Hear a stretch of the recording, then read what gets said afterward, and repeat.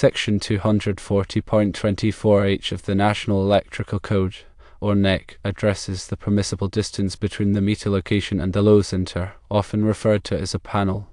This section is crucial for ensuring electrical safety and proper installation practices. The primary requirement outlined in Section 240.24h states that the distance from the meter location to the load center should not exceed 6 feet, which is equivalent to approximately 1.83 meters. This limitation is in place to minimize the potential hazards associated with long, unprotected conductor runs within a building. However, the code recognizes that certain situations may warrant an exception to this rule.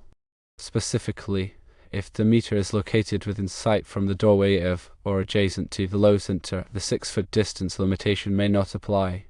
This exception is based on the premise that if the meter is readily visible from the load center, it allows for easier monitoring and quicker response in case of any electrical issues or emergencies.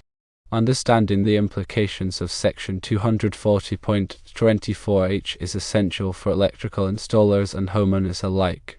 Let's delve into a more detailed explanation of the key aspects of this code section. Firstly, the 6-foot rule serves as a fundamental guideline for most residential and commercial installations. The rationale behind this limitation is to reduce the risk of fire or electrical shock that can arise from unprotected conductors running over longer distances. If a fault occurs in the wiring between the meter and the load center, a longer run of unprotected wire increases the potential for the fault to escalate into a dangerous situation. Secondly, the exception to the 6-foot rule is carefully defined. It applies only when the meter is visible from the doorway of or is adjacent to the load center. This visibility is crucial because it allows anyone near the load center to quickly assess the meter's status and respond appropriately if any abnormalities are observed. For example, if the meter is spinning excessively fast, it might indicate a ground fault or some other electrical problem. Thirdly, when the distance between the meter and the load center exceeds 6 feet and the meter is not visible from the doorway of or adjacent to the load center, the NEC mandates the installation of overcurrent protection at the meter location. This overcurrent protection typically takes the form of a circuit breaker or a fuse. Its purpose is to automatically interrupt the flow of electricity if an overcurrent condition, such as a short circuit or overload, occurs. By installing overcurrent protection at the meter, any faults in the wiring downstream are quickly isolated, preventing the fault from escalating into a fire or other hazardous situation. To illustrate, consider a typical residential installation where the meter is located on the exterior of the house and the load center is installed inside, perhaps in a basement or utility room. If the distance between the meter and the load center is greater than 6 feet and the meter is not visible from the location of the load center, then overcurrent protection must be provided at the meter. This usually involves installing a main breaker and a meter-main combination unit. This breaker serves as the primary overcurrent protection for the entire electrical system. Now, let's consider another scenario where the meter and load center are located in close proximity, perhaps within the same electrical room. In this case, the distance between the meter and the load center might be less than 6 feet, or even if it's slightly more, the meter might be visible from the load center's location. In this situation, the exception to the rule would apply, and overcurrent protection at the meter might not be required, depending on local codes and utility regulations. However, it's important to note that even in situations where overcurrent protection at the meter is not strictly required by the NEC, it might still be advisable or even mandated by local codes or utility company policies. Utility companies often have their own requirements regarding service equipment and overcurrent protection, so it's always essential to consult with the local utility and relevant authorities to ensure compliance with all applicable regulations. In addition to the distance and visibility considerations, it's important to ensure that the wiring between the meter and the load center is properly sized and protected.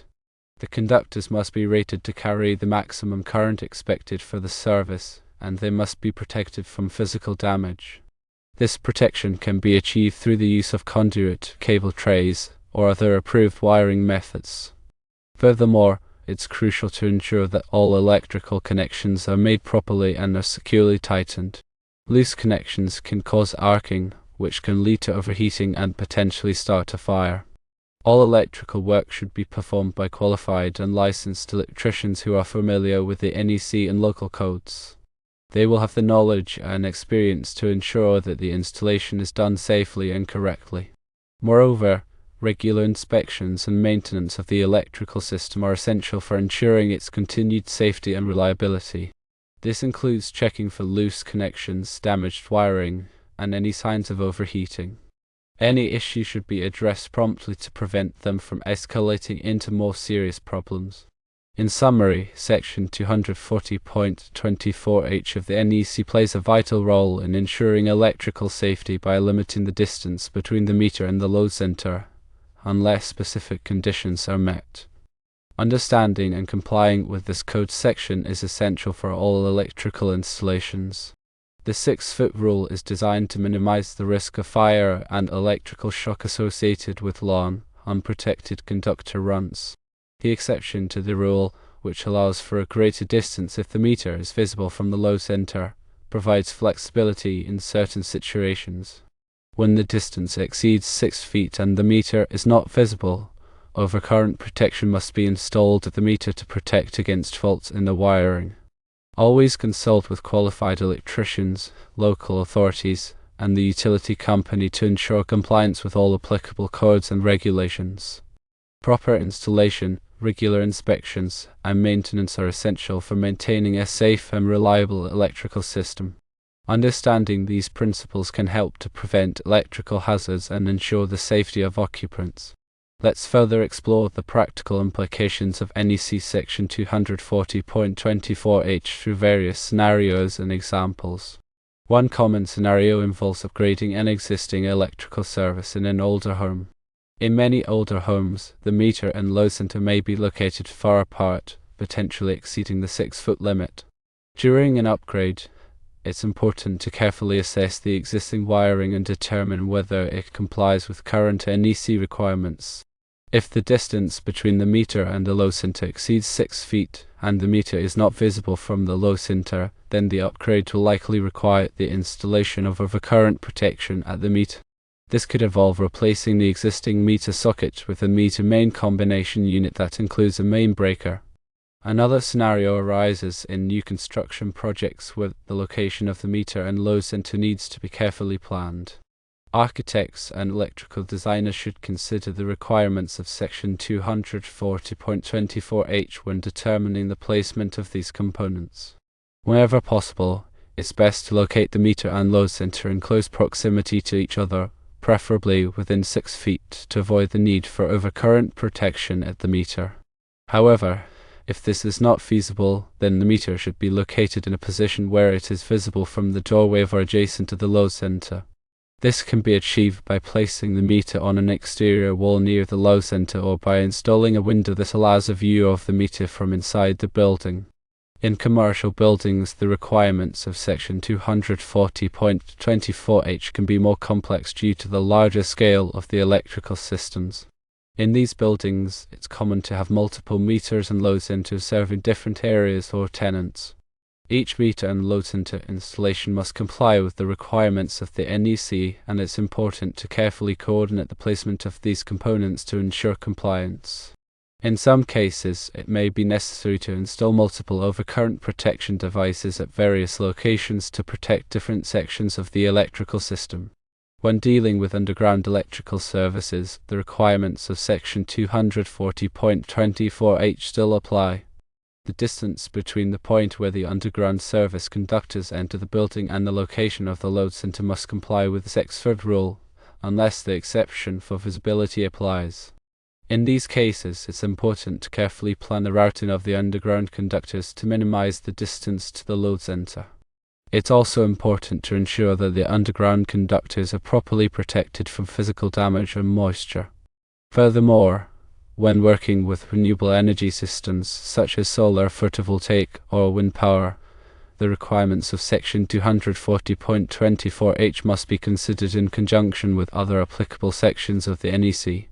Renewable energy systems typically involve a separate meter and disconnect switch, and the distance between these components and the main load center must comply with the code. In addition to the technical aspects of Section 240.24h, it's important to consider the human factors involved in electrical safety. Electrical systems should be designed and installed in a way that is easy for occupants to understand and operate. Clear labeling of circuit breakers and disconnect switches is essential for allowing occupants to quickly identify and energize circuits in case of an emergency. Emergency procedures should be clearly posted near the load center, and occupants should be trained on how to respond to electrical hazards. Moreover, it's important to promote a culture of electrical safety in the workplace and at home. Regular safety meetings and training sessions can help to raise awareness of electrical hazards and prevent accidents. Encouraging employees and family members to report any electrical issues or concerns can help to identify and address potential problems before they escalate. Regular inspections and maintenance of electrical systems are also crucial for preventing accidents and ensuring the continued safety and reliability of the electrical system. This includes checking for loose connections, damaged wiring, and any signs of overheating. Any issues should be addressed promptly to prevent them from escalating into more serious problems.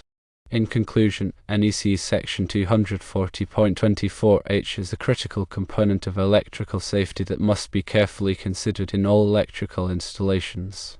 By understanding and complying with the requirements of this code section, electrical professionals and homeowners can help to prevent electrical hazards and ensure the safety of occupants. The 6-foot rule, the exception for visibility, and the requirement for overcurrent protection at the meter are all essential elements of a safe and reliable electrical system. Consulting with qualified electricians, local authorities, and the utility company is crucial for ensuring compliance with all applicable codes and regulations. Proper installation, regular inspections, and maintenance are also essential for maintaining a safe and reliable electrical system over time. Therefore, always prioritize electrical safety and seek professional guidance when dealing with electrical installations or upgrades. Remember, electricity is a powerful force that can be dangerous if not handled properly. Taking the necessary precautions and following established codes and regulations can help to prevent accidents and protect lives. Always stay informed about the latest electrical safety standards and best practices, and never hesitate to ask for help when needed. By working together, we can create a safer environment for ourselves and our communities. In addition, remember that local amendments to the NEC may exist, potentially altering or adding to the requirements outlined in Section 240.24h. Always verify local codes and regulations to ensure full compliance. For example, some jurisdictions might have stricter requirements regarding the placement of meters or the type of overcurrent protection required. Staying informed about these local variations is essential for avoiding code violations and ensuring the safety of the electrical installation. It's also crucial to consider the long-term maintenance and accessibility of the electrical system. The placement of the meter and load center should allow for easy access for maintenance and repairs. Adequate working space should be provided around the equipment to allow electricians to safely perform their work. The equipment should also be protected from environmental factors such as moisture, dust, and extreme temperatures. Proper ventilation should be provided to prevent overheating. Furthermore, when selecting electrical equipment, it's important to choose products that are listed by a recognized testing laboratory, such as Underwriters Laboratories UL or Intertech ETL. These listings indicate that the equipment has been tested and meets established safety standards. Using listed equipment can help to ensure the safety and reliability of the electrical system.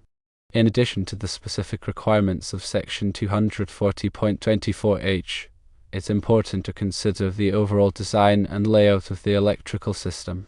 The electrical system should be designed to meet the needs of the building or facility, while also ensuring safety and energy efficiency. The wiring should be properly sized to carry the expected loads, and the circuit breaker should be properly sized to protect the wiring. The electrical system should also be designed to minimize voltage drop and reduce energy waste. Energy-efficient lighting and appliances should be used whenever possible. Moreover, it's important to consider the potential for future expansion or changes to the electrical system.